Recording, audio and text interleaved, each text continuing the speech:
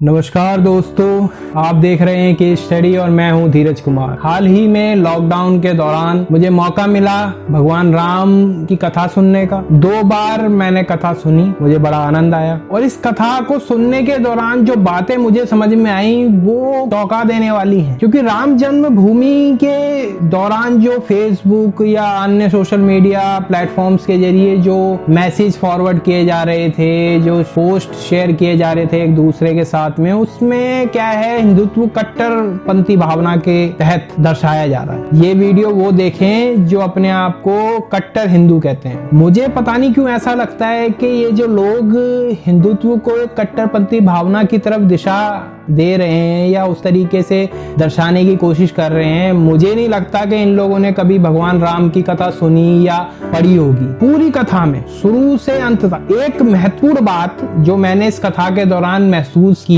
वो ये थी भगवान का स्वभाव।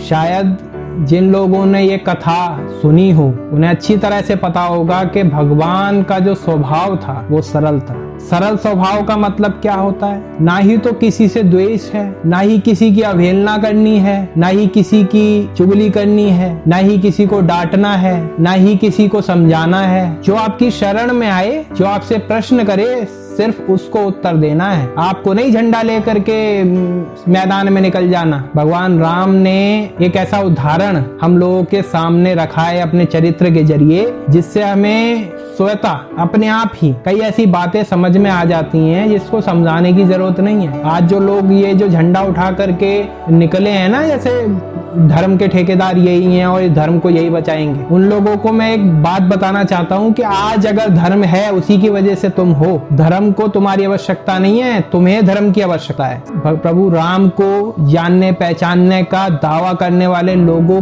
से मेरा एक सवाल है कि उनका जैसा स्वभाव भी अभी कभी जीवन में ला पाए। अपने आप को हिंदू कहने से पहले अपने आप से ये प्रश्न करो कि क्या वो स्वभाव तो आपके अंदर है। मुझे पता है कि पूरे चरित्र को जीवन में उतारना तो संभव ही नहीं है, लेकिन क्या सच में आपका स्वभाव ऐसा है? और अगर जवाब ना है, किसी को समझाने से पहले खुद को समझाओ, किसी को कुछ बताने से पहले खुद को कुछ बताओ। मैं इस बात से क्रोधित हूँ या इस बात से अचंभित हूँ, थोड़ा सा दुख भी है मुझे कि लोग पता नहीं किस दिशा में जा रहे हैं। जिसके दिमाग में जो आ रहा है वही पोस्ट कर रहा है। जिन प्रभु राम ने निचले तबके के लोगों को अपने साथ बैठाया, उनको सम्मान दिया, उनके साथ जीवन व्यतीत किया, मतलब क्या एक सिचुएशन होती है। आजकल तो लोग ये मान के चलिए कि किसी के यहाँ अगर एसी लगा हुआ है ना, तो एक ऐसे व्यक्ति के यहाँ जाना पसंद नहीं करता जिसके यहाँ एसी नहीं है। और ऐसा व्यक्ति अगर ये कहे ना कि हम हिंदू हैं और भगवान राम को सामने रख के और अपनी बात कह रहा हो, तो ऐसे व्यक्ति को तो भाई डूब मरना चाहिए। भगवान राम को आगे रखकर अपनी मन की कट्टर भावनाएं सामने लोगों को मत जताओ, मत बताओ। अगर प्रभु राम का नाम लेते भी हो तो आपके मन में शांति आ जानी चाहिए। इस वीडियो के माध्यम से मैं बस इतना संदेश देना चाहता था कि जिन लोगों के जीवन में सद्भावना नहीं है, प्रेम नहीं है, एक इंसान को इंसानियत की नजर से समझने की दृष्टिकोण नहीं है, मैं नहीं समझता कि वो कोई हिंदू होगा या कोई मुसलमान होगा या कोई सिख या ईसाई या किसी भी धर्म से वास्ता रखता होगा। क्योंकि सबसे पहले आपका जो धर्म है वो है इंसानियत। सबसे पहले अगर आप कुछ हैं तो वो है इंसान, फिर उसके बाद आप जिस भी देश में रहते हैं उस देश के नागरिक हैं, उसके बाद धर्म की बात आती है। अगर आप पूरी जीवन में एक इंसान बन पाए तो भी आप ये समझिए कि आपने अपने धर्म का पालन कर लिया। अगर आप पूरी जीवन में अपने देश के प्रति भक्ति का भाव ला पाए तो समझ लीजिए कि आपने अपने धर्म का पालन कर लिया। धर्म के नाम पर उल्टी सीधी अफवाहें, उल्टी सीधी बातें ना फैलाएं। ऐसा करने से ये नहीं है कि आपने 10 लोगों को भड़का दिया तो उससे आपको फायदा हो गया। ये प्रकृति के नियम जो है ना वो सबके लिए एक समान है। अगर आप किसी को प्रेम करते हो तो आपको 10 गुना प्रेम वापस मिलता है। ये प्रकृति का नियम है। आप अगर दान करते हो तो वो किया हुआ दान आपको कई गुना बढ़कर वापस मिलता है। अगर आप सेवा करते हो तो कई गुना सेवा आपको वापस मिलती है। इसी प्रकार से अगर आप नफरत बांटोगे तो कई गुना होकर के वो आपके पास आएगी किसी ना किसी माध्यम से। मैंने जो राम कथा सुनी, इस माध्यम से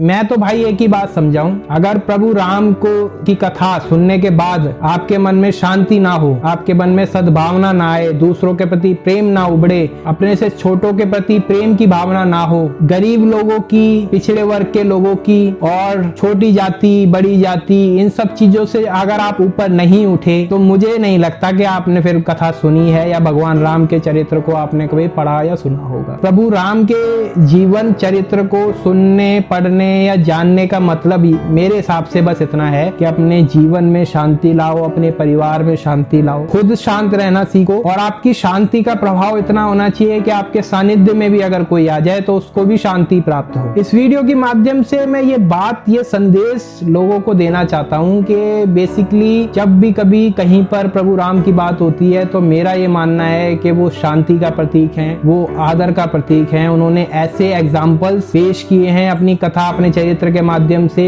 कि सेवा हो तो कैसी हो, अगर प्रेम हो, आदर भाव हो तो कैसा हो, जीवन जिया जाए तो कैसे जिया जाए और कार्य किया जाए तो कैसे किया जाए। आशा करता हूँ आज की ये वीडियो आपको पसंद आई होगी। आगे भी मैं इस तरह की कुछ वीडियोस लेकर आऊंगा अपने इस चैनल पर और मैं कोशिश करूंगा कि प्रभु राम को लेकर के या भगवान श्री कृष्ण को लेकर के जो बेकार की बातें सोशल मीडिया पर फैलाई जा रही हैं उसको मैं क्लियर कर सकूं। अब अगर ये वीडियो आपको पसंद आई हो तो इसे लाइक कीजिए, अगर ये पसंद ना आई हो तो इसे डिसलाइक कीजिए। अगर आपको लगता है ये जानकारी जो मैंने आपको अभी दी है ये अच्छी है तो अपने दोस्तों के साथ इसे शेयर कीजिए और सब्सक्राइब कीजिए हमारे चैनल को ताकि आगे की वीडियोस भी आप देख सकें। अभी तक के लिए बस इतना ही, मिलते हैं किसी नए वीडियो में किसी नए टॉपिक के साथ। तब तक के लिए नमस्कार, आदाब, सत श्री अकाल, जय हिंद, जय भारत।